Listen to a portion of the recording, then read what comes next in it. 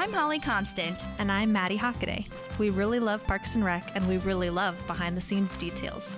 So we're researching everything from DVD extras like deleted scenes and commentaries, plus interviewing cast and crew who actually worked on the show.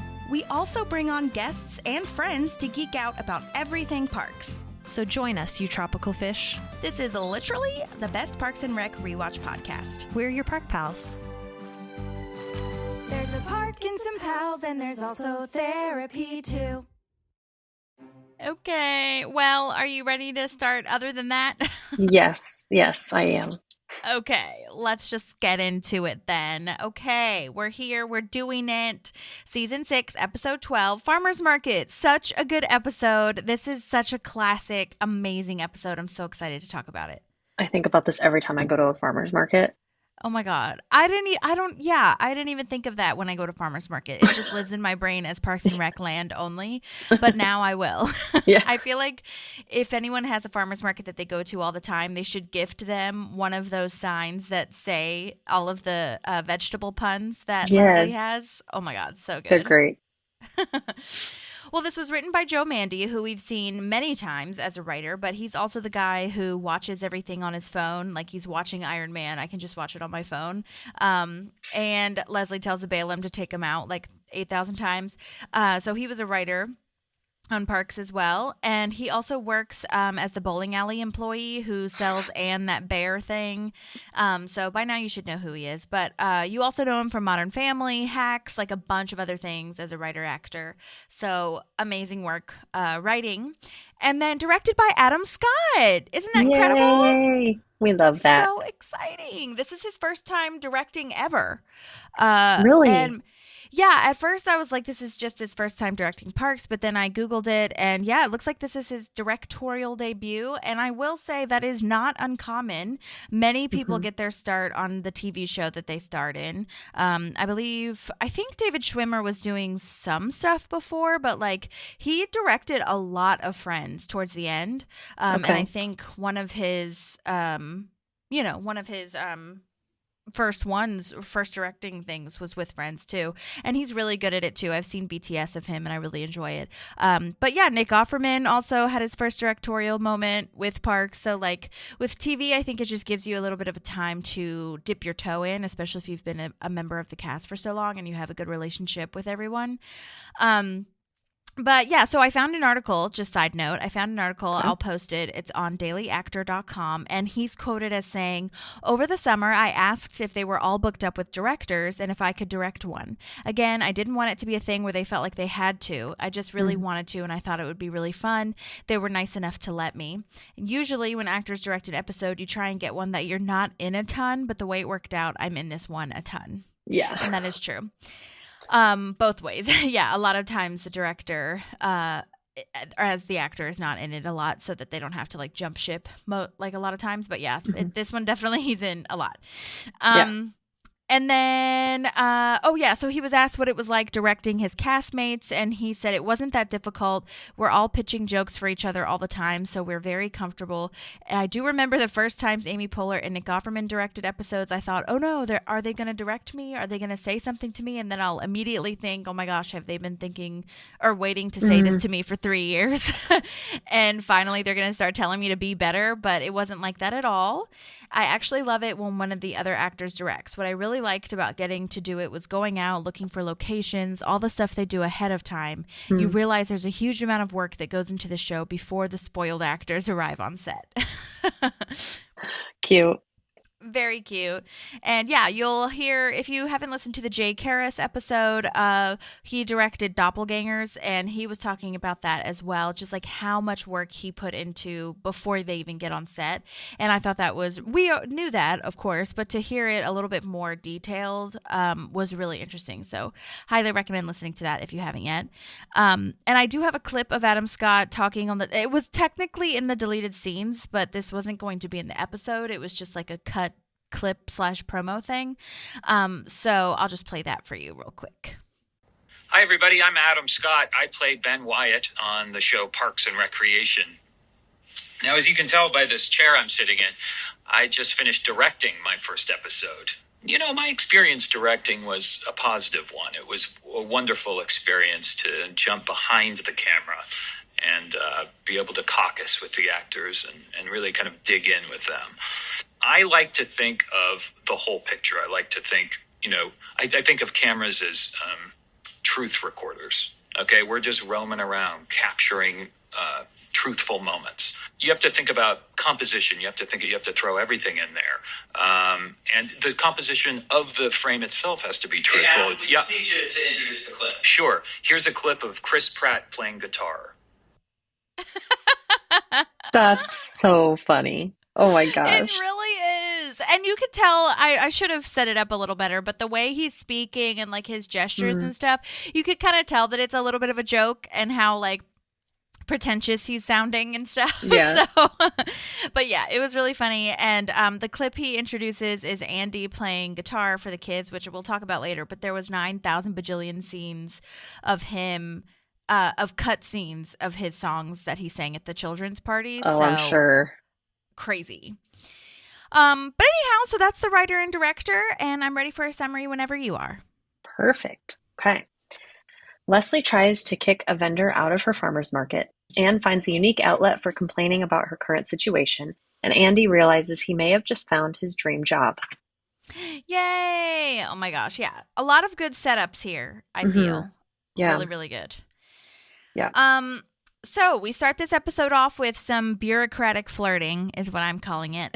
Leslie gives a report, and Ben compliments her sexily, and we pan out to see that Ron is there actually, and asking to please move it along. So funny. And I love this. I know, it is so funny. I can't believe Ron's even there. Why are you? I know. But the fact that we also don't know until a couple moments in is also my favorite. Yeah, it's really funny. Again, Leslie has this talking head where she explains they're a power couple now with her at City Hall, him as city manager, but they're married, so it's kosher. And I think it's really interesting, too, because we kind of talked about this, which I feel like we've been doing a lot of that, where we like talk about stuff, but we haven't seen it. And this is really nice to be able to, like just in the last episode, for example, like we talked about how Leslie might not be like a fit anymore as city manager and how she's like ready to move on with the whole Jen Barkley thing. But we didn't really see it until last episode when everyone's already kind of like doing their thing and she doesn't really like need it anymore in a good way. Yeah. So now it's nice to see them be a power couple at City Hall and actually visualize it because now we were just talking about it. And to see Ben as city manager. We haven't seen him in action yet, apart from the pranks that April pulls and Andy and Donna. But anyhow, so yeah, such a fun chemistry. We haven't really seen them be super flirty in a business sense in a while. I love that they do their little speech and they say that they practice that together, naked in bed. Yeah. So good. So cute. Yeah. That nobody's like, they're neither of them are embarrassed to like say that. Right, exactly. Now that it's kosher, they don't have to hide it at all. They are definitely like, being very out there with it, which is great. Yeah, absolutely. Okay, so Ben almost stamps the paper, but then he wants to admire it more. He like goes to stamp it, but then he doesn't, and they want to get a group hug going. And Ron almost / maybe actually does break Ben's wrist by making him stamp it. That was really aggressive. It was aggressive. Yeah. I can also understand though, being in Ron's situation where I'm like, you guys could do this on your own time. Like, I don't need to be here for this. Oh my God. And I feel like if it was any other city manager, Ron would be reprimanded immediately. Right. So true. But they've all built this relationship now. We're 6 seasons in. So yeah. Okay, so now Chris and Anne are going through Anne's pregnancy. Chris is being his normal, like, perfect problem-solving self, and Anne is just, like, super uncomfortable, and he's driving her crazy. And I was wondering if you related to this at all. Not maybe just with the Chris part, but just, like, the feeling uncomfortable and hating everything. Yeah, I mean, I feel like in regards to, like, other people's pregnancies, I feel like I was very lucky for a lot of, like, the stuff I had to go through, but definitely, like, when you're at her point where you're like towards the end, you're like, don't touch me. I have to sit in a certain way. My legs are falling asleep or I'm getting Charlie horse all the time. Like, yeah, you just have all these things that are happening to your body and you don't have the payout yet because you're not like holding the baby, right? So it's like very annoying. I totally, totally get her. I was lucky that I don't like Ivan's thing was like, that really sucks. Do you need anything? So it wasn't like, this is how I'm gonna fix it. But Yeah. watching Chris in this episode, I'm like, bro, your heart is in such the right place, but this is not the vibe. But also, shut up. Yeah. Shut up. Yeah. Yeah. It's a lot. Because that's the thing too, is like, I feel like not just pregnant women, like if we're overwhelmed, we're overstimulated, like personally, I just have to like get it out. Like I need to say, well, I have to do this, I have to do this, I have to do this. I'm really annoyed by this, I'm annoyed by this. I don't need you to do anything about it. I just need to get it out of my head, you know? Mm-hmm. So, and he's now adding more stuff into her head. And it's like, Yeah.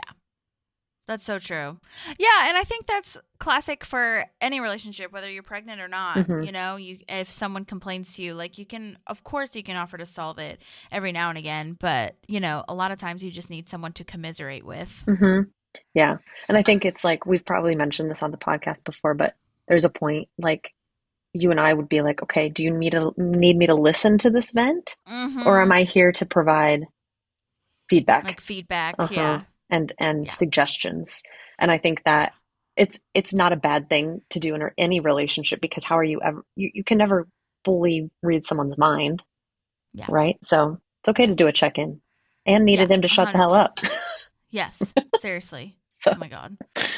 Okay, moving on. So, oh yeah, well, not really moving on. I just had a note that the positivity would make me crazy too. Like someone saying everything is perfect the day when everything is not perfect for you, which makes you feel terrible. It's just not a good thing. Yeah, you gotta validate the complaining. Like, it's okay that not everything's okay. Yeah. You know? Yeah. It can't always be. Okay, so now we're at the farmer's market. I really like that there's steel drums playing in the background. It's like so random and weird, but somehow it fits. It's like you know that this is going to be punny because they don't actually know how to have a farmer's market. So it's like they don't even know everything that's supposed to be there. Yes, 100%. I will say, though, everything is set up so beautifully. This farmer's market is so perfect, so Leslie, and especially for Pawnee, like we're talking about, and also super cool to see her achievements as a city council member, because I feel like we haven't seen a ton of things. Like we said, we talked about a lot of it, which is important, especially because you can't show everything she did, because obviously. But I feel like the only thing we've really seen is maybe like, we talked about the dog park, and we kind of sort of saw that scouting location, and obviously the pit and whatever.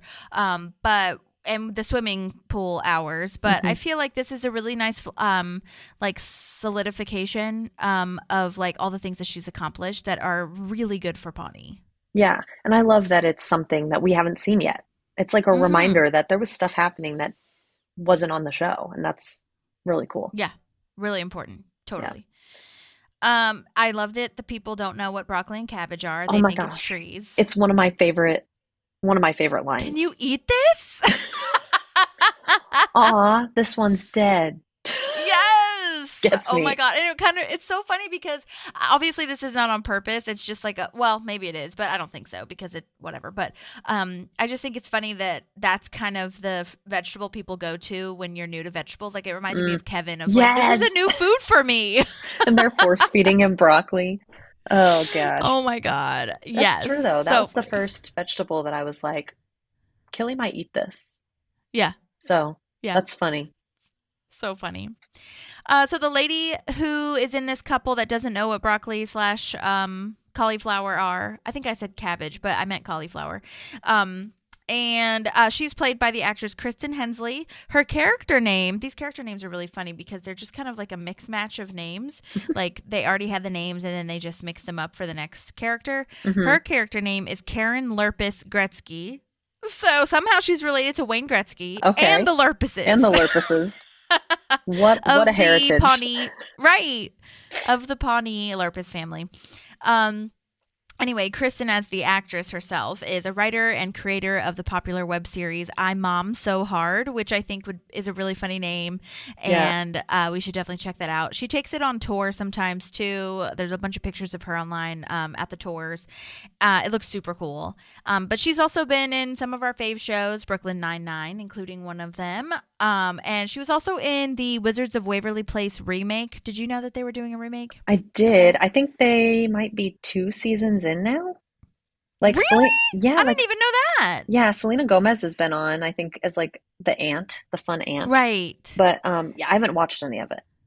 Yeah, I didn't know they were that far in. Wow, okay. Yeah. I could be wrong, but that's like I'm like Well, I feel like we've been seeing things about this for a long time. So same.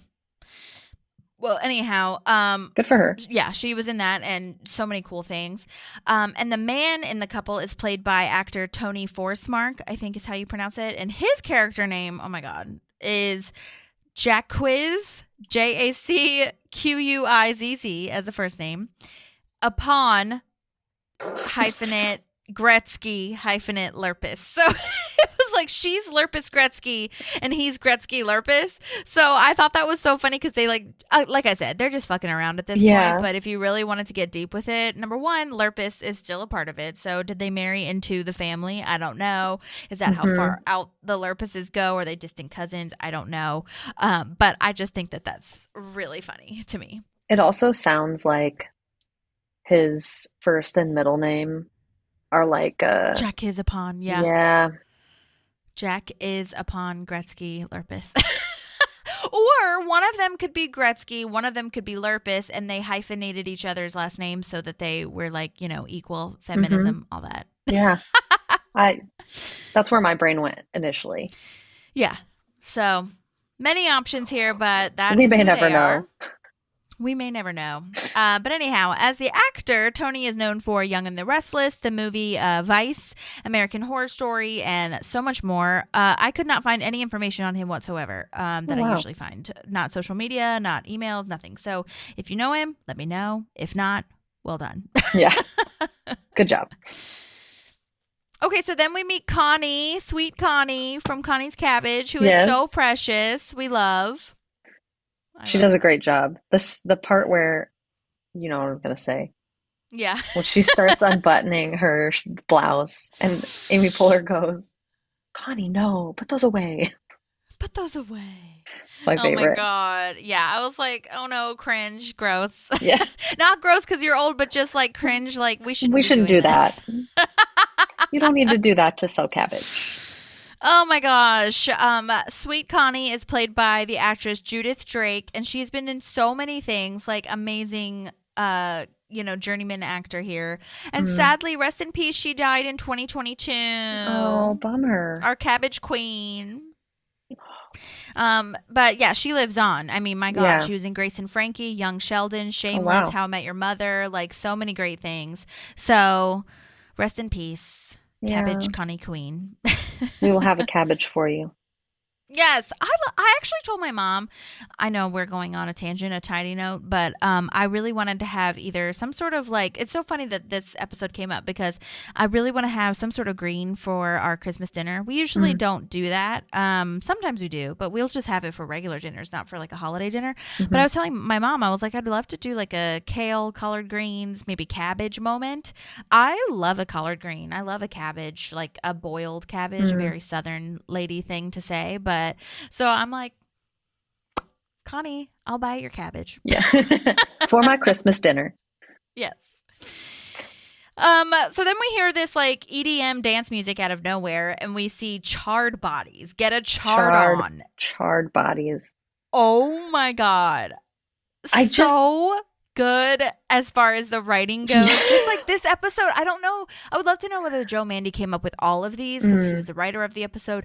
But you know, this writer room in particular is fucking fantastic and so smart and collaborative. So like, I don't know who came up with what, but the Chard Bodies and all of the puns that she made in her like policies or whatever, her quote unquote policies, it's just so good. Yeah, so well done. That's the most heinous to me though. Chard Chard Bodies on. get a chard on. Yeah. We see these sexy dancers. We see the sexy bikini models are all dressed in green. Also, like, I guess I just wonder how much are you making with this like sexy chard, because you must be paying these models something. That's for real. I wondered about that as well. Like, So what is I don't know. on? Maybe it could be like you get free chard. Yeah, exactly. I Or don't maybe it's know. just like a flat rate for every Sunday or something. I don't fucking know, but Yeah. it's so good. It's crazy. Oh my God. And then this girl and this guy get on the mic and start raving about chard. Like, chard is so bitter. Oh, why? Oh my God. It's so funny. So this girl and the guy here, the guy is played by Christopher Wolf. His character name is actually Tyler with 2 Y's, which I think is fantastic. Just like Tinifer with 2 Y's. That's so funny because I was about to say he's from Eagleton. Yes, 100%. They have to be, right? Yeah. Oh my God. He is an actor, producer, and definitely known for his body, because a lot of his pictures are just like ab pictures. And I'm like, okay, listen, if you work that hard for your abs, you should show them off. I No highly shame. recommend that. Yeah. But he's been in Brooklyn Nine-Nine, Modern Family, Mr. Mayor, a bunch of stuff. Like, I think he played like a soldier or cop or something where he had to like really show that he was fit. So that makes a lot of sense. And then the gal that says the bitter line is named Jamie Van Dyke, and her character name is so funny to me. It's just Allison, and I'm like, out of all of these weird ass fucking names, Allison With is no what you last guys name. gave her, and it's just spelled normally, Alison. Okay. All right. No 2 N's, 2 I's. Oh my God. It just made me laugh seeing like all the other outrageous names. that She's they not give the from Pawnee Pawnee. people. She's I don't know. She's an implant from somewhere else. Somewhere. Yeah. To have a Oh name my like that. God. That's Yeah, so and I funny. was thinking too, like, I don't know, maybe these like hot people are just so like normal and like compared to like the Pawnee weirdos. I Yeah. don't know. Which I consider myself a Pawnee weirdo. That's not a jab at Pawnee. No, it's not. But she's been in Angie Tribeca, which is fun, with Mm-hmm. Rashida. She was in something called Modern Romance. I think she's also a musician, maybe, because she, on Instagram, I tried to follow her, and I think she has like a musician or band or something, but I that's couldn't cool. find a ton more info on it, so, because there wasn't that many posts. So if you know either Jamie Van Dyke, let me know. And I was going to say if you know the guy, but I actually have been emailing with him, and I don't cool. think he was able to get the voice memos in on time, but hopefully with the next one he can send it to me. I would, because I was just like so fascinated to hear what the fuck was that audition. Like, you know what I mean? For real. For both my of these gosh. people. Like, did they have to take their shirt off, or did they just send in pictures? Did they just have to like do a weird line reading of that line that they had? I don't know. So I'm very intrigued. I'm also intrigued about like, did they have a rehearsal? I wanted to talk to the dancers, but I couldn't find a bunch of information, because I did talk to / find a lot of Jones Gotcha dancers, remember? I don't know if Yes, you remember. I do did remember find that. a lot of those people. And I thought that was so fascinating to talk to them about their day on set. So I Yeah. wonder if it's like, I don't think I was going to say they should have just called the same fucking dancers back. You know what I right? mean? But I don't think they did. So regardless, it's a great moment in this episode. So Yeah. I think that's a phenomenal question. I'm so glad that you're going to ask it, because I would also love to know what the hell was that? Like, yeah, because normally it's like, okay, I ask this of everyone and we're going to get like pretty similar answers as far as like, you know, the casting director met with me, blah, blah, blah. But this one, it's like, I don't know, it's just very specific. So very intriguing. very. Okay, so Leslie says that the Chard people are violating the rules of conduct, which is what we're talking about. And Ben points out that she made them. These puns are fantastic in this episode. Like I said, I am obsessed, and I'm just going to read them to you because we absolutely need them. Please be kind to others is the first one. In case of fire, remain calm. Love that one. You won't believe how nice Olive our vendors are. So many. That's great. Double whammy. Double whammy. I mean, that is gold. It's just gold. It's great. So Ben says, though, that he can't do anything until he reads the actual rules of conduct. So we're going to see where that goes. And then the Connie thing happened of like, oh no, Connie, don't show your boobs. Don't do that. Button that shirt back up. Button that shirt back up. Oh, before boy. we move on from the farmer's market, though, I did want to do a quick shout out to the Chard leader, if you will, the farmer guy. Yes. His name is Owen Burke. He's been in 900 bajillion things, but he's a super well-known improviser, kind of in the comedy group. I believe he's based in New York, according to his Instagram anyway. He has a ton of improv shows going on with like all of our favorite comedy people. He just recently did a show with Paul Scheer, Jason Mantzoukas, Rob Hubel, like a bunch of people. Wow. And like he continues to do them, and I'm not really sure if that's like, I think in New York you can just have like fun improv shows all over the place kind of vibes with like your fave people. So I think that's what's happening. And then according to IMDb, he's also the executive of the production company Gary Sanchez Productions, which is the Will Ferrell production company, who is also executive with so it's Will Ferrell, this guy, Owen Burke, evidently, and Chris Hensey, who's a writer-producer, who, you know, is under that production company. But I was like, what? And there is an email for that production company. And of course, you know, I emailed it, but I got a bounce back. So I wonder if that's just like, maybe it used to be valid, or maybe they just, you know, that's a detour, not a detour. You know what I'm saying? Like, yeah. A false email to throw people off. Yes. Decoy? Is that the word I'm looking for? Decoy might be it. I was going to say a mess around, but that's not right. Yeah. Workaround. I don't know. Another, what is it? Cece and whatever? Mess around. Cece and Winston mess around. Winston, yeah. Yeah.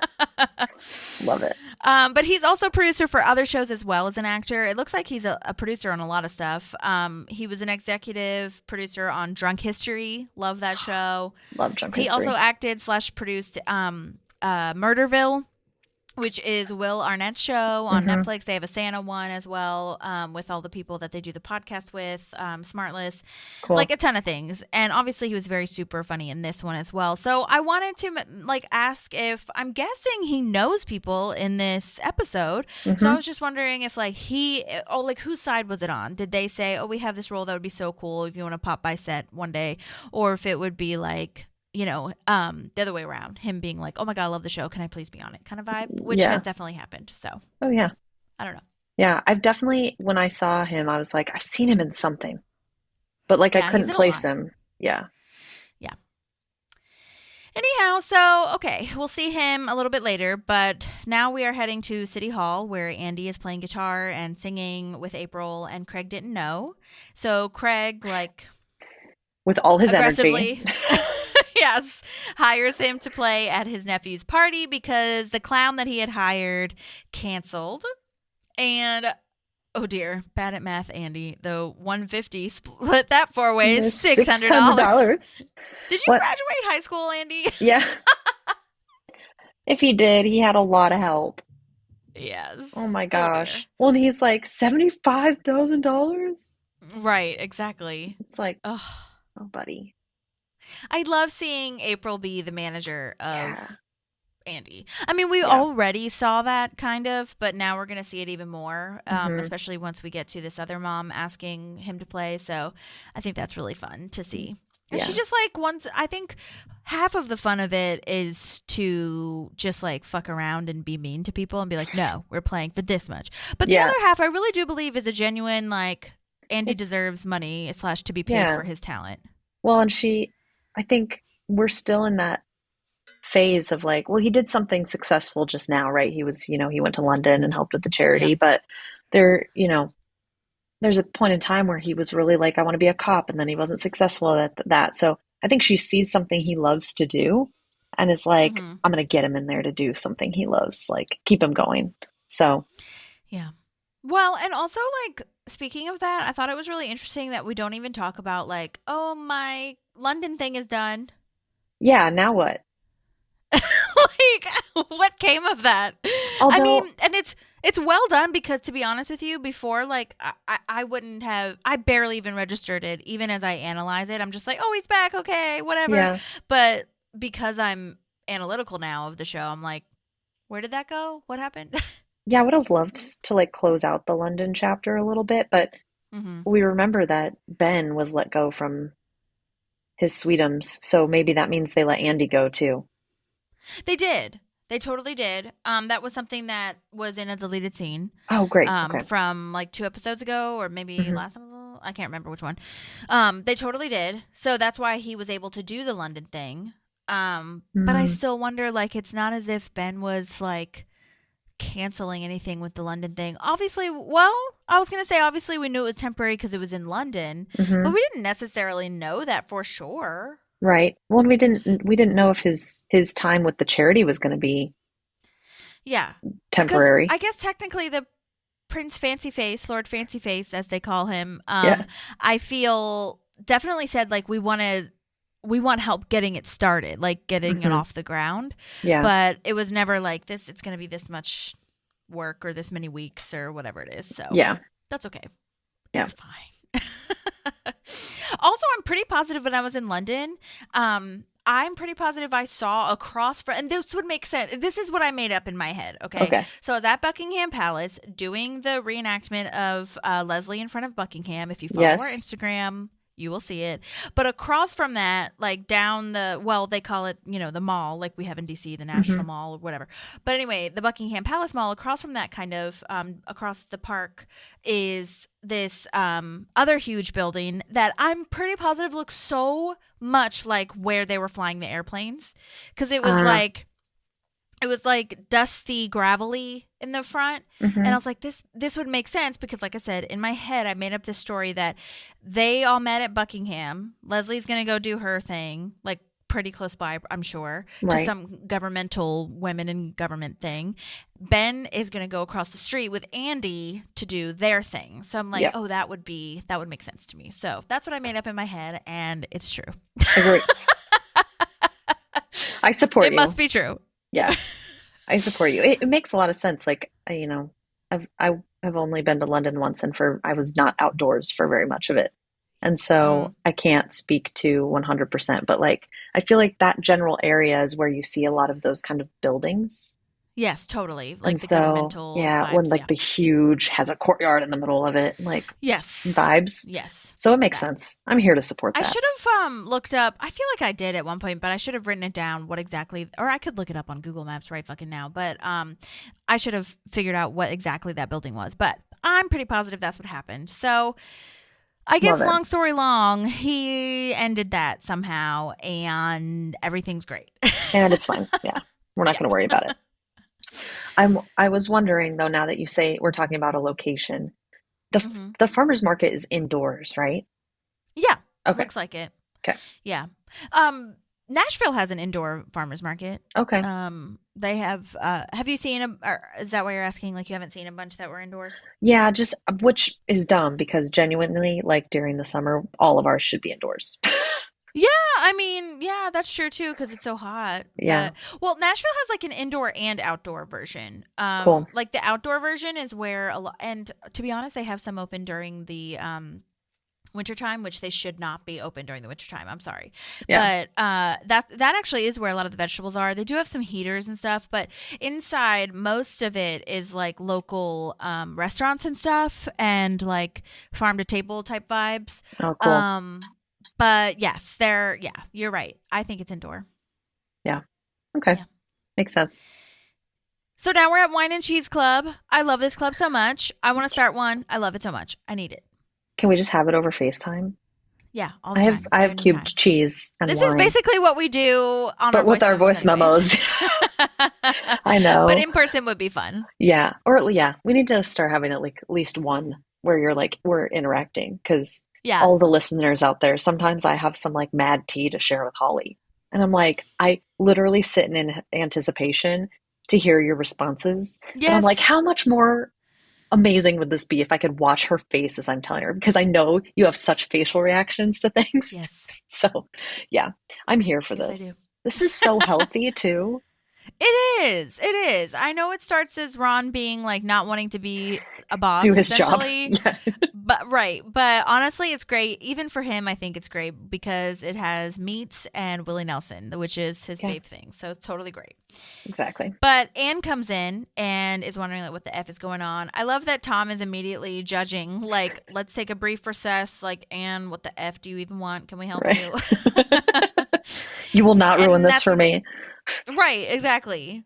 And that's when we learn, obviously, that they get together, for those of you who don't remember, and complain about what annoys them at work. And since HR basically made Ron be present, he's just eating and listening to music while everyone else complains. And that essentially counts as like discussing workplace disputes. Because they did not say he had to listen to them. Exactly. They did not He just specify had to be that. present. Or solve anything. Yeah. Yeah. I love that Kyle and Jerry still have their rivalry. I love that Jerry's still talking about this. It's freaking hilarious to me. It's so good. It's good continuity. Yes.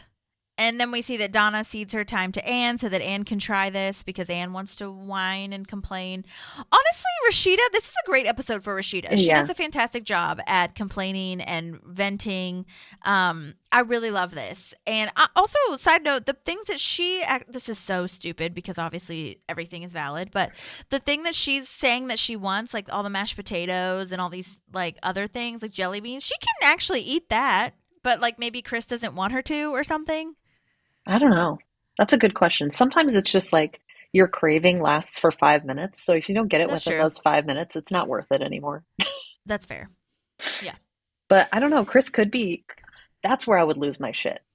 Is like, you're not the one carrying the baby. You can shut up about what I'm eating. As long as it's not what the doctor told me not to eat. Right? Like. Did you do that? Did you were you really strict with like deli meats and stuff? Yeah, I didn't do deli meats. I did tell the doctor I was probably maybe 6 or 7 months pregnant. I was like, listen, I am craving a sandwich so bad, like a Subway sandwich. And they said, well, if you have them toast it twice, you can eat it. Like you shouldn't be eating it every day, but like, occasionally. And I only had one once, but I was like, oh thank God, I at least like got to quelch it. Because of course, like all I wanted to eat for a long time was like charcuterie boards. Yeah, it's a great snack. It is. It's like you can't eat the meats. And yeah, we've like, discussed bummer. this too, where I fucking love sandwiches. They're like my favorite food, I feel. Yeah.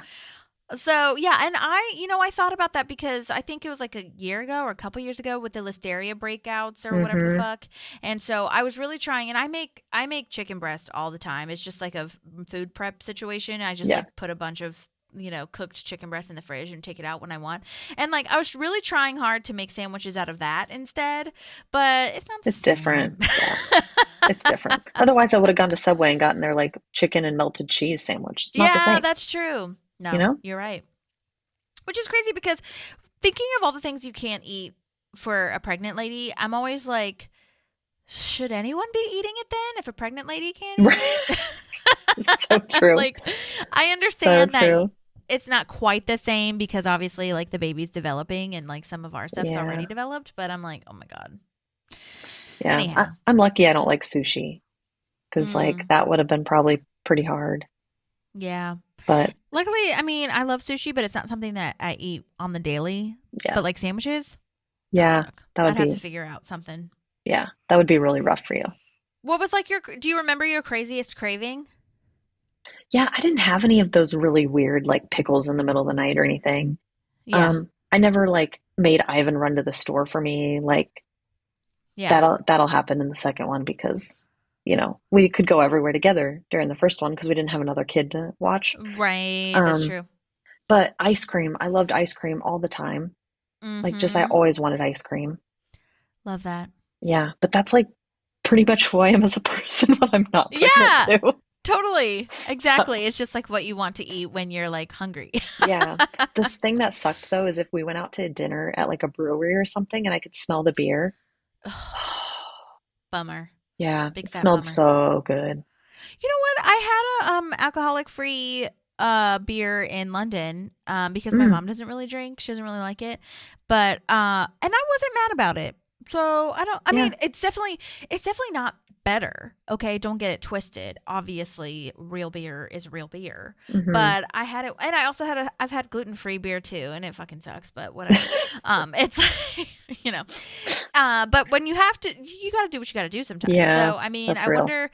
I wonder if it's like coffee though, where like if it's decaf, it's still some caffeine in it. Is that? I wonder if that's the same for I alcohol. I wonder. I did have one 0% alcohol beer when I was pregnant, just one, because I asked the doctor about, I think I probably told you about that I asked about drinking coffee. Can I do Yeah. decaf? And they said, I'd prefer you to have a cup of actual coffee because we don't know Oh, what they really? do. Yeah, what my doctor said is we don't know what they use to strip the caffeine Mm. out of it.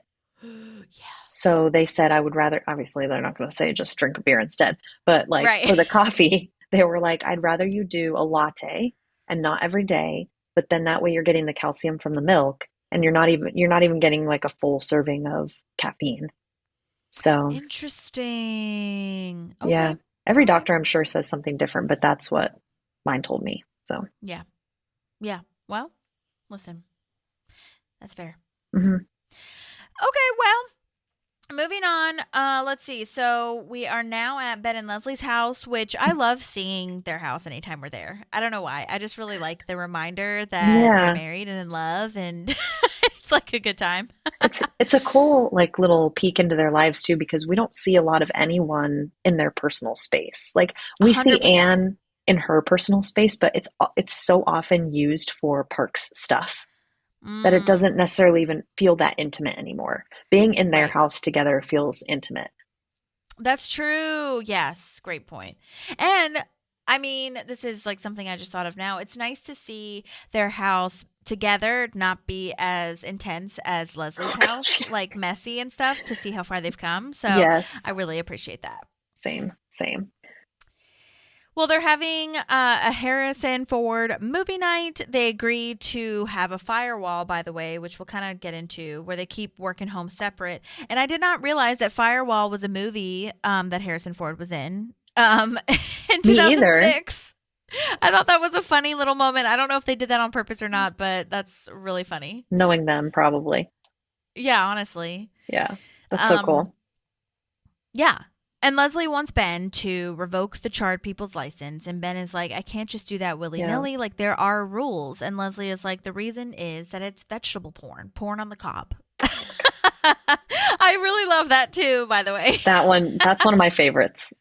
Yes. Probably because I And love look, porn. I do get it. Like Leslie makes a really good point that they are dancing lewdly, essentially in front Hmm. of children / in the public, Yeah. and so it's really hard to justify them doing that. But I absolutely understand Ben being like, "Hey, can we just like not talk about this at home because I don't really understand how, like our dynamic yet." Hmm. And also, he hasn't even had. I think they haven't even talked about the dynamic quite yet. I mean, they talk about the work life separation, but they haven't gotten to that point yet. The point that he's making is like, I don't know yet. Like, I need to look into it Hmm. first. And side note, really funny fan theory moment is that people, I did not think of this at all. This is not to my credit, but some people think that, well, some people made references to Severance, which is the show, obviously, that Adam Scott is on, where that's literally the point of the show, to sever your work life and your home Hmm. life. However, this is why I don't think it's like as pertinent as the last fan theory connection I made, because I feel like with Severance, you literally don't know Who you who is are. who Mm. and who you are in relation to these people. He's talking about like knowing who they are, but like obviously splitting up their work life. Whereas Yeah. like when Adam Scott leaves his Severance job, he wouldn't know Leslie works with him. You know what I Right. mean? So that's like why I didn't find it as fascinating, but it's still interesting that that's like Yeah. a little bit of a side note. That is interesting.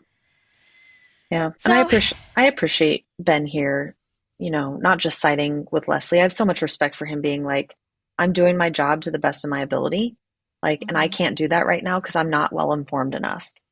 And Mhm. he's standing firm. And I understand him being like, I love that we work together. I love that we do the same stuff together, but this is my time with my wife. I just want to sit and watch a movie with you, because that's Mhm. special too. Mhm. So I think that's true. proud of him for standing his ground. Yeah, and I'm proud of Leslie for being like, yeah, you're right. Okay, that's Mm-hmm. fine. We'll Yeah. like try to figure it out. But Leslie, in true Leslie fashion, immediately when they get on city property the next morning, she gets into it. But I also thought that it was worth mentioning that as they're driving, they're talking about Crystal Skull, which was the movie Yep. that they watched, Indiana Jones. And he's talking about that there's no refrigerator that would withstand the nuclear blast that's in Crystal Skull. And there is this whole deleted scene where he explains this in further detail. And he makes a little bit of a joke. And That's it's awesome. such a funny moment between Leslie and Ben because it's such a married couple thing, I feel, where they're really just having a conversation about something that each one of them has a completely different understanding of. And Ben is so passionate about it. And Leslie like doesn't quite get it, but like you love your partner. So you want to try to understand it. Yeah. And so Leslie's like, wait, what's funny about that? Like, I don't get it. But like, wait, I think I get it. But like, explain it a little bit more. And Ben's like, babe, it's like this. And she's like, oh, okay. I mean, okay, yeah, that's funny. That's a thinker. That's a thinker. And it was just like so funny good for to her. me to see them. Yeah. It was, Yeah. I think that would have been cool to see because I think the way that it comes across in the actual footage is that like she wasn't listening to anything he was saying. She was just Yes. waiting for the moment they parked. And Ooh, so that's a good point. I would have loved to see, okay, she actually was engaging. She was caring about what he was saying. It was just like the moment she knew what the deal was when they parked. Yes, exactly. And keep in mind too, that's a great point because at this point when they're at home, they have not had this like discussion or like they're not on their way to City Hall so she can like finagle her way into it. At this point she's like, okay, we've decided that we're, gonna be just at home, whatever, fine. I'll try to like understand. Yeah, she was very caring and really trying hard. It was kind of like Cones of Dunshire where she was like, oh, this is great, but I don't Yeah. get it. How many clones are you trying to get? Like, When do you go back to work? yeah. Exactly. So, like we just said, yeah, Leslie, immediately when they get on City Hall property, Leslie tells Ben that she put together 158 reasons why the Chard people should have their license revoked. Then she made Toffee surprise, and the surprise is the toffee, which I think that's really funny. Yeah. Because it's literally in the name, so it's not really a surprise, but Yeah. still love it. And she was like, you can eat that when you revoke their license. Good day, colleague. Which I was like, girl, is that not bribery? Oh, that's true. I never thought about that. That's funny. Oh my gosh. I was like, uh-oh. Yeah. I love Ben's like, okay. Yeah. Like, you're insane. But as I was watching this, as she exited the vehicle and Ben's left staring at her, I was like, what did you expect, Ben? Honestly. For real. Like, you should know better. You know what you married. Yeah. You know, man. So this is when we move on to Chris coming in to ask Anne how she's doing. And she's like, all right, you asked for it. All right. And Chris doesn't know how to handle it, so he just tries to solve everything. Then he talks too much about nipples. He got the nipple kit from the Nipple King. Oh. I love Anne's reaction face. Like I said, I think this is a great episode. She does so well. Like, yeah, Rashida did a wonderful job with all of this ranting and feeling like, fuck you. Yeah. I love it. I love that he has another point where he has to say nipple. And he's like, but she asked me to stop saying nipple. And he comes up with boob hat. Boob hats. Oh my god. So Ugh. weird. Yeah. Super I weird. think that's where Anne had her reaction face where she was like, what the fuck? Yeah. What's Weird. going on?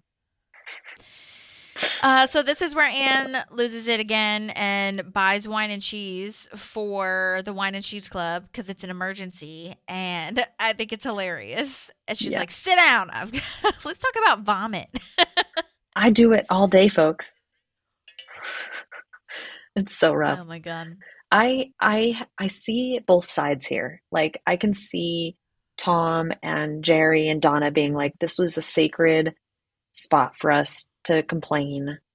Like, and now you're ruining it. And this is not our schedule. Now you've taken over this thing that was ours.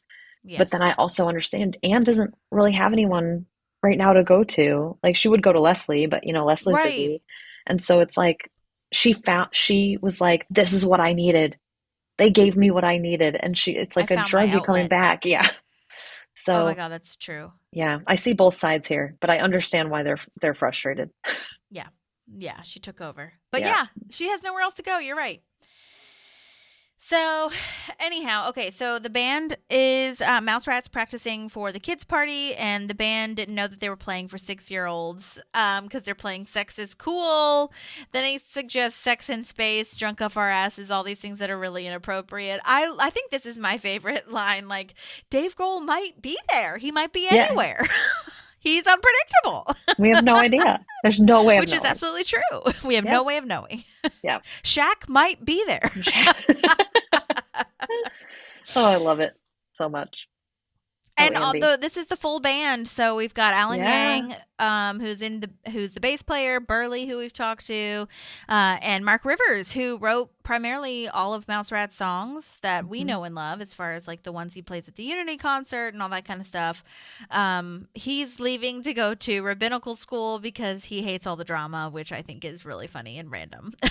But Andy thinks it's umbilical school. Yeah, or Or umbilical, umbilical school. Yeah. Yeah.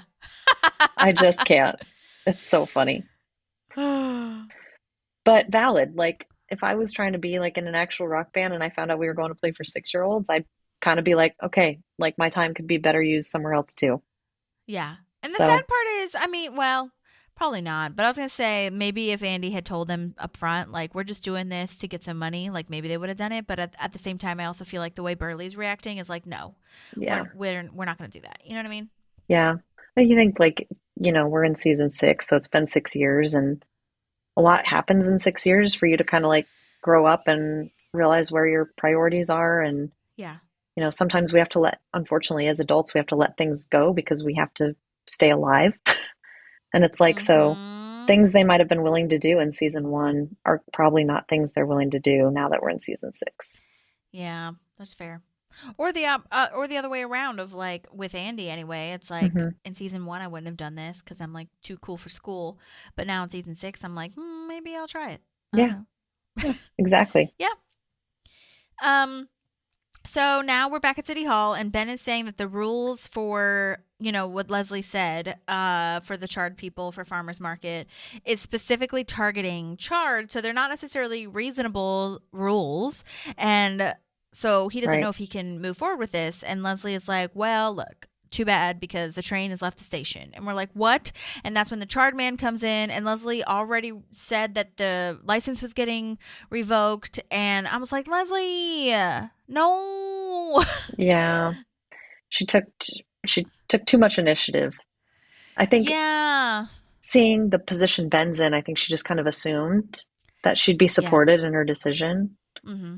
And so she just went with it, and it's going to kind of backfire a little bit. Yeah, 100%.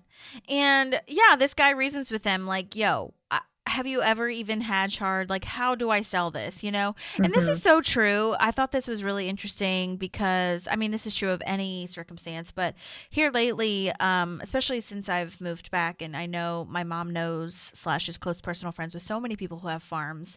Farms are not making money.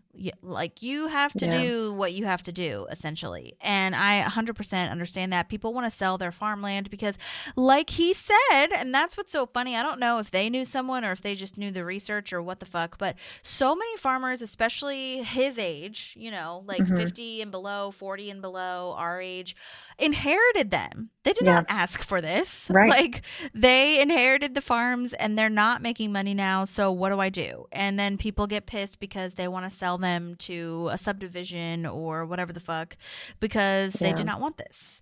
And while you do need to think about, like, how is this going to impact the community? For example, one of the, oh my gosh, that's a whole thing here, which I'm sure is happening all over the place. Some farmers are wanting to sell their land to data centers, which is very controversial.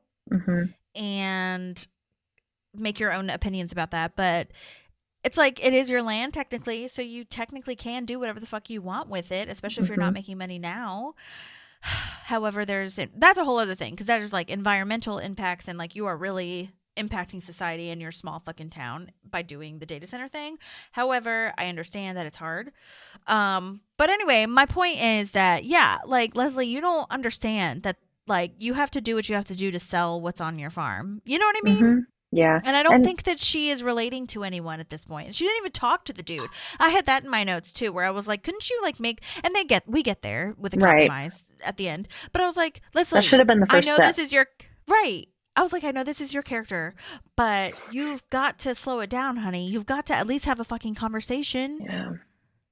This is not going to fly in Congress. Well, maybe it will because Congress has no rules either. But, you know.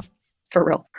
No, I think this is another situation where we see her. She just like tunnel vision. She knows where she wants to be. And the thing is she's such a caring person and she cares about people's lives and everything. But if she gets an idea in her head, she runs right past those people because she sees, I got to get it done, you know?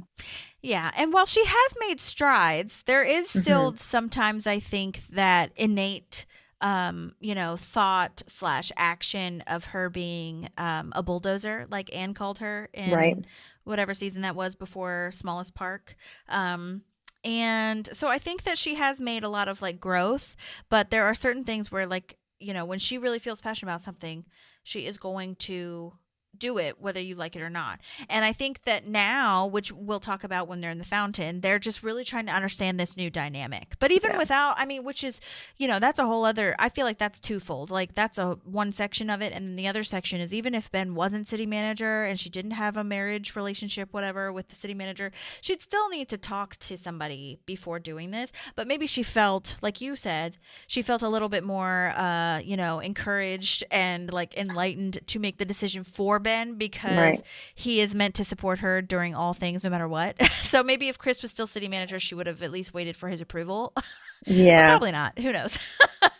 I think she did some things when Chris was city manager too, where it was like friend privilege. Yes. So, yeah, I agree. Yeah. Well, but then Ben kind of, you know, calms things down and was like, look, we're not revoking your license. It's totally fine. We'll talk to you in a second. Yeah. And Leslie, I love that Leslie makes an approval pen called Leslie is Right. And it's this big red pen with just her like label maker. Yeah. It's so good. I want one of those.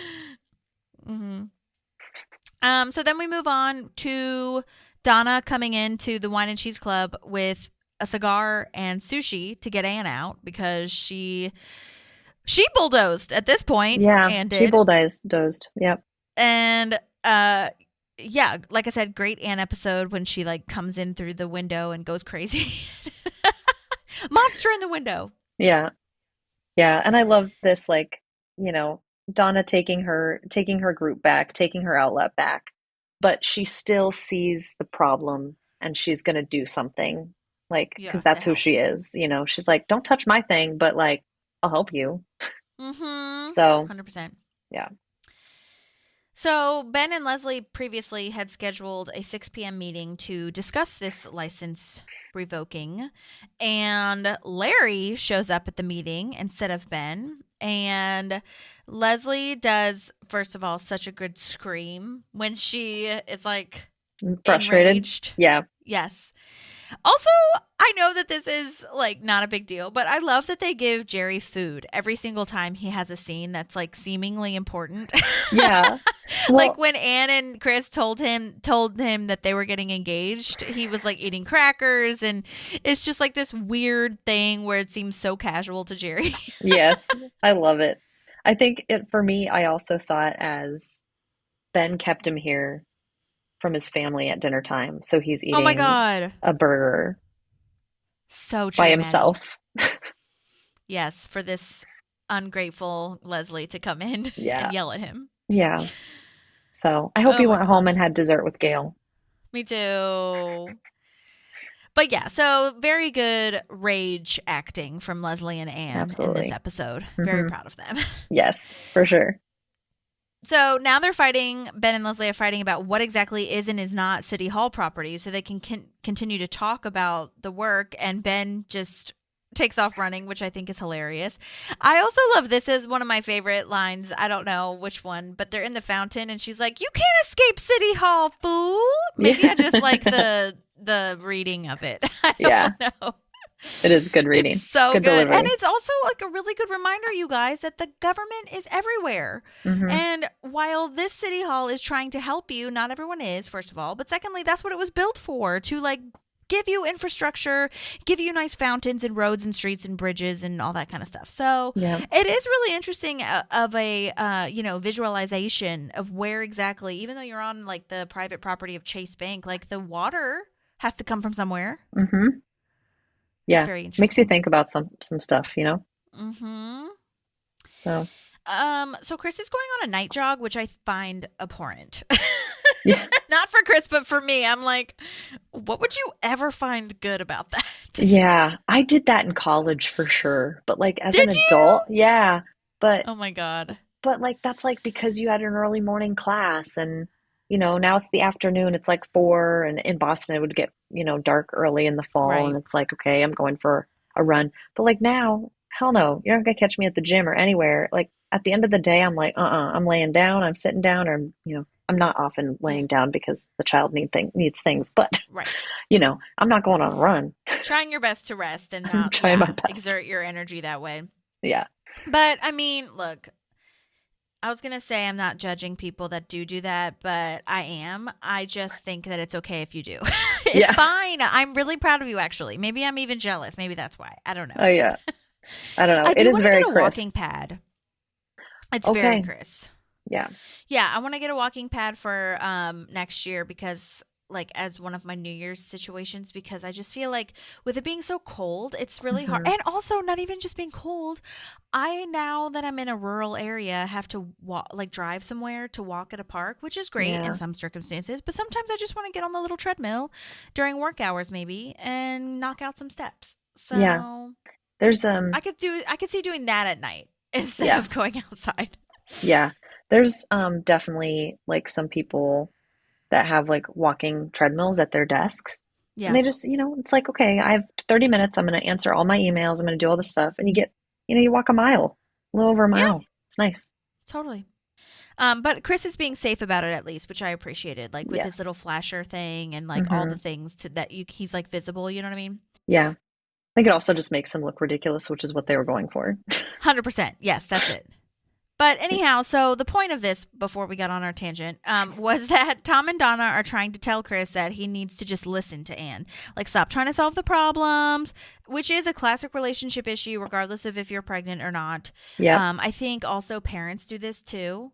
And friendships too. But, I'm just saying, like, it doesn't matter really what kind of relationship it is. I feel like sometimes people just want to solve things because you love your partner so much that you really want to help them. But sometimes you can have a happy medium where you're just like, that sucks. And then you can, like, talk about solutions if they want to talk about solutions. It has to be for them. Yeah. Or you can, like, gently ease into, like, what if you tried this? But for the first part, you need to say, that sucks and that's terrible. And that's just, like, the truly, like, definition of empathizing with someone. Right now, Chris has no idea what it's like to walk in her shoes. And is not even trying to see what it's like to walk in her shoes. He's just trying to fix the problem. Whereas if he was empathizing a little bit more, he'd be like, oh, I could imagine how that sucks. You know? Yeah. I would hate that if that was happening to me. Yeah. And I'm not super sure why Ron is there. I think that's just like a funny little side note because they brought the whole of the team. iPod thing. Yeah. They brought the whole Whine and Cheese Club. Except for, was Jerry there? No. Because he was doing Leslie his little Ben's thing. Yeah. He was handling the Ben Leslie drama. Oh my God, though. Remember iPods? Oh my gosh, yeah. Those things were huge. I love this rectangle. I love that he says that. That's so funny. Yeah. Tom put all my records on this rectangle. And they play one right after the other. Yeah. This is an excellent rectangle. Yeah. It's such a classic Ron scene in my head. It's so good. But yeah, honestly, great advice. Yeah, we want someone to commiserate with us. And yeah. So I'm glad that they kind of helped in that regard. Agreed. So, and I think it's also good too that Chris, like, takes the advice faster than I would have anticipated him to. I feel like he needed some time to adjust, obviously, but I'm glad that he tried it. You know what I mean? Yeah. Yeah. Okay. Oh my gosh. This line that Leslie says when they're in the fountain is something I think about all the time because I feel like I really relate to it, and I feel like you could relate to it too. Most women can. When Leslie's like, that's crazy. I'm super chill all the time. All the time. Yes.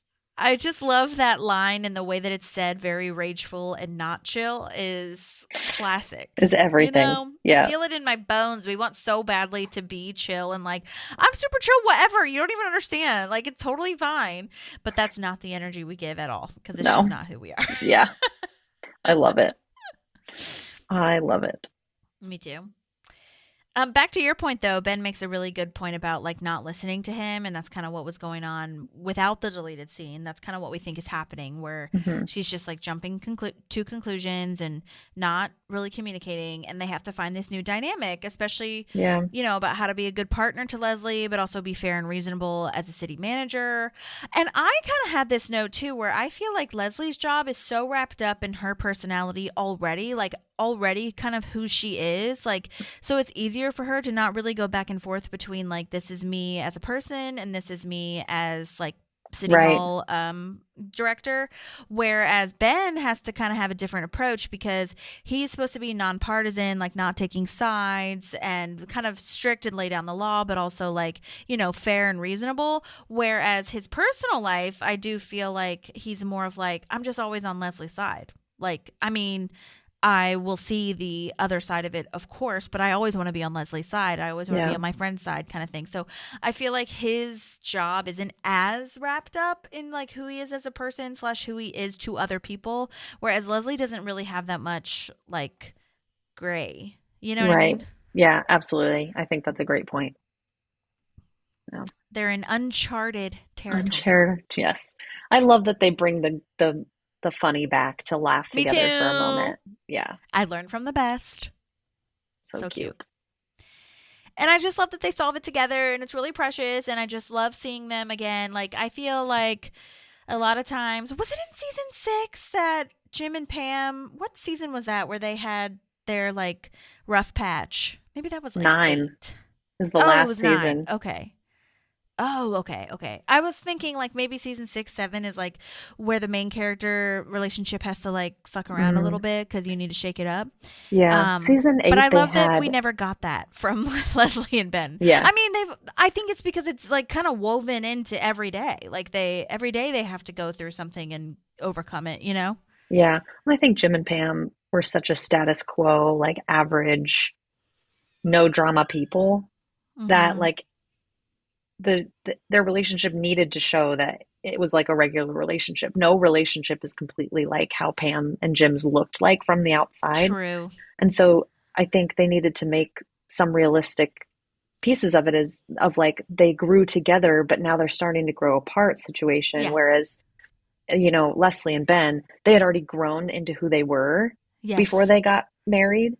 I agree and with so we're just seeing the natural, like, Leslie's super up here and Ben's kind of here, the natural tussle of that. So yeah, that's a fair point. I still love that scene when Jim is about to go and like Pam gives his umbrella or something, and they hug outside the car. That's a really special scene that lives in my mind. I agree. Yeah, they did. They played it beautiful. It was rough. That was really tough, especially like now watching it. I'm like, desensitized maybe, but when we were first watching it, I was crying. I was like, oh fuck, yeah, like what? But they did a great job. Yeah, they did. I hated both of them, to be honest. Like, like as you go through, I think as you get older too, I think you're just like, I fucking hate both of the ways that you're handling this. Yeah, like you're both in the wrong here. Ugh, so hard, so hard. Anyway, different podcast, okay. But we know we love The Office too. Yes. All right, so now we're at the kids' party finally. I love this so much. Andy thinks that changing the word bears instead of hair, not sex, is what he should do. Oh my God. And Craig is going crazy. The social status of this kid will be defined forever. I love that they depict that in TV shows. They did that in Modern Family too, where they're like, oh my God, what's her face in the 3rd grade is coming and she never comes and you're going to be really popular if you stick with her. Yeah. It's so sad hilarious. That's how early they worry about it. Totally. Andy already had cake, by the way, which is also terrible. Oh my gosh. It's so bad, but Crazy. It's so wonderful. I know. That cake looks fucking amazing. It does. Like, how much money did they spend on that? I don't know. It looks so good though, but like internally, that's what I want to do. Yeah, totally. So, So now April is being really supportive and wonderful as well, like saying you can do this by yourself, you can make up songs, whatever. Because yeah, going out there with nothing prepared is like, oh my God, what do I do? So April did a really good job. I also love that they shout no when he says, "Are you ready?" And they're like, yeah. no. No. Such a kid thing. Totally. And I did not know that Johnny Karate came from Craig. I totally Yeah. forgot that part. Yeah, I clocked that probably because I've watched the series through a couple times since we started analyzing. Because you watch Oh, an yeah. episode and the next one starts, and you're like, okay, I'll just keep watching. Totally. And so, yeah, it's probably like two run-throughs ago. I was like, no way, that's where it Yeah. came from. And his magical guitar stick. I love that. Yeah, it's great. That's awesome. So fun. Yeah, I also love April Um, being like, have you not lost it? Right. Is this not you losing it? Like, Yeah. what? Oh man. And then Andy turns out to do such a good job, and it's so wonderful. I do wonder how much of all of this was improvised, because I just feel like this is so Chris Pratt. You know what I mean? Mm-hmm. Yeah, And absolutely. like I said, so this is what I was talking about at the beginning. There was a really long improvised scene where he's like including the kids so much more than what they show on air. They do a bunch of other songs. And there was one where they do like a 2-minute long summary / song of the movie Sudden Death with Jean-Claude Van Damme. And it's basically like during election or the debate night rather, where, he does the Roadhouse summary and Yeah. he's like, Gosh, but he yeah. does that in song essentially to the kids. Oh my gosh. And then he's That's also so awesome. including I know, it's crazy. And then he's also including them in oh yeah, he has like a fart song or something, and he's telling them each to make a fart noise. And it just seemed so like Pratt / not scripted. And Yeah. it was very, and I've said this before, I think, not a ton, but like it's very Jack Black coded as well. Like Yeah. so funny and It's random and like jokey and kid funny. So yeah, I thought that he did a really good job. So I would love to know how much was improvised or not. Yeah. Or if they gave him like general ideas. Also during that Jean-Claude Van Damme thing, it was really funny because some of the parents were looking at him like, what? Because that movie is like very violent and bad. Yeah. So I was like, oh my God, that's so funny. Oh my gosh. It's just also very authentic. It comes across very authentic. Yes. Like these are his people. Yes. That's so true. Yeah. He is a 5-year-old. Yes, he is. I love that he said everybody pees the bed. That's a really fun song. Yeah, that's a good one. And the line of "Don't play with matches. Your parents keep them in a drawer Drawer with with twist ties and ties batteries." which they do. That's Yep. real. And then he brings back Burt Macklin with the Stinky Feet Patrol. It goes off so well. It's so good. Yeah. Love it. It's really, really well done. And Yeah. he thinks it costed him $150. Yeah. I'm That'll like, be a this very is so sweet fun. surprise at the end of the day. Exactly. So Chris takes the advice that Donna and Tom gave him and says that sucks to Anne, and it really works. And, it's nice that Chris tries to like apologize or whatever, and Anne kind of comes around to the idea that she already did. Like, I know you're trying to be helpful and I love you, but Mhm. also I can't stand it. So don't be sorry, but like, you're the best baby daddy. And that was a nice moment. Yeah. Very nice. Full circle moment. Yeah. So Craig now pays him a compliment and says, like, you're doing really well, or you did really well, or whatever. And a parent at the party asks if Andy / Johnny Karate can play at her son's party, which is so exciting. Like, this is how it happens. Everybody, Yeah. kind of snowballs. This mom is played by Kelly Pendergraft. Pendergraft. So sorry, Kelly. And her character name, get this, her character name is Gretzky Susan Pellegrino. Gretzy's her first name? Yeah. Okay. It's so, I think they were just mix and matching names, but Isn't anyway, she's Pellegrino been an a lot alcohol? isn't it the sparkling water? Mm-hmm. Yeah, it is. You're right. Anyway, she's been a lot of things. Kelly has been in American Crime Story, Obliterated, which is a TV show, Jane the Virgin, Good Kids, which I believe is a movie with Ashley Judd, like so many things. She's also the producer / co-founder. I'm going to pronounce this wrong and I'm very sorry. Crescit, Crescit, EUNDO Studios in New Mexico. So that's really cool. Lots of movies at festivals and all the things. So that was a fun role for her to do. And like we talked about before, April, the wonderful partner / manager she is, ups the price and says, like, I think you could make a career out of this. Like, I think you could do this. Yeah. Putting some belief in him, and that's awesome. Yeah, and I mean, it's a good point. Like, even though it sucks, like, I was supposed to be this, but now I'm this, which is, like, kind of exactly, I mean, obviously a little bit different, but what we were talking about with Leslie not being on city council anymore, like, you know, in Leslie's case, maybe it's dream bigger, but in Andy's case, maybe it's just, like, dream different. You know what I mean? Or bigger could mean so many things. Like, maybe bigger means, like, being able to actually sing and make money at this and, like, have fun. But I think about that all the time, and I'm sure people not in a creative field think about this too, but, like, especially in the creative field, I feel like you have so many, like, expectations for yourself of, like, this is where I want to be, this is the thing I want to check off my list, and this is how successful I want to be or whatever. And you don't always think about, like, you know, I'm still doing the thing. Like, this is the thing. Like, he's still singing, he's still having fun, he's playing guitar, he's, like, making money. And who cares? Like, you can still pursue other things in the meantime. I think that's, like, the thing that people forget. It's like, even if you're using this as your way to, like, kind of try something new and make money, like, I get that the tunnel vision is, like, my goal was to be here, though, but now I'm over here. So, like, how do I compartmentalize that? Which is exactly what Leslie was doing. But it's, you know, loosen your grip on it, you know? Yeah. It's just, like, you got to be flexible. It's so hard. It's so hard. It is very Oh my hard. God. Especially, yeah, like, I mean, I know I already said it, but yeah, especially when you had that goal of, like Leslie had, you know, like, this is the thing for my life. It doesn't have to be. Yeah. It's just hard. It's very hard. Look, you have to just really think outside the box, and which is something I've had to do for a very long time, and it's so hard. It's really, really hard. But, you know, to everyone else, you're a success. You know what I mean? Yeah. Yeah. So, and to April's point, he had fun, which is really important because I think a lot of times we lose sight of that. Yep.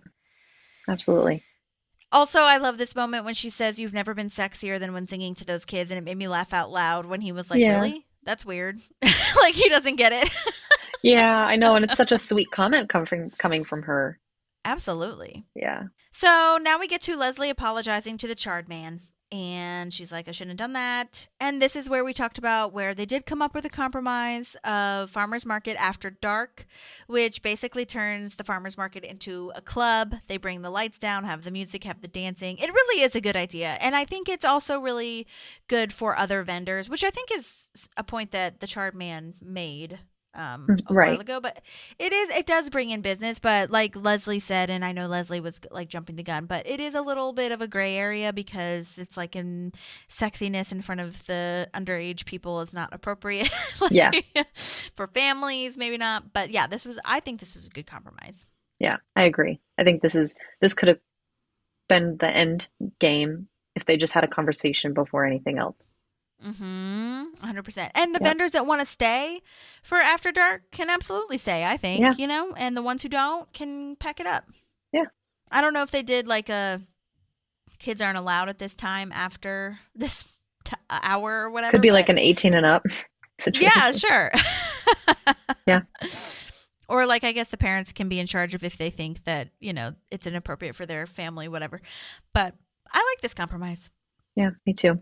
Well, that's the end of my notes. Did you have any other notes for this one? No, we hit all of them. Okay. Oh my gosh, that was such a good episode. I really love Farmer's Market. Like I said, I feel like it's such a good moment that it started so much as far as like the dynamic between Ben and Leslie, Johnny Karate we see for the first time. Like, oh my gosh, Rashida's rounding out her pregnancy, which is wild. Yeah, crazy. Chris and Ann are rounding out their time here, which is sad. I know, so sad. But it's okay. We'll get there. Yeah. We will. Well, thanks everyone for listening. Please don't forget to rate, review, subscribe, all the things. Hope you have a wonderful holiday season. I'm not sure at this point what our schedule is, but we'll be back and it'll be great. Yes. We're just going to go enjoy some time with our family for the holidays, as you all should. Those who you, family and friends, those who you hold dear. And if you're on a road trip, be careful. Yes. If you're traveling in the air, be careful. Please, please. Okay. Okay, talk to you guys soon. Bye. Bye. Yeah. There's a park and some pals, and there's also therapy too.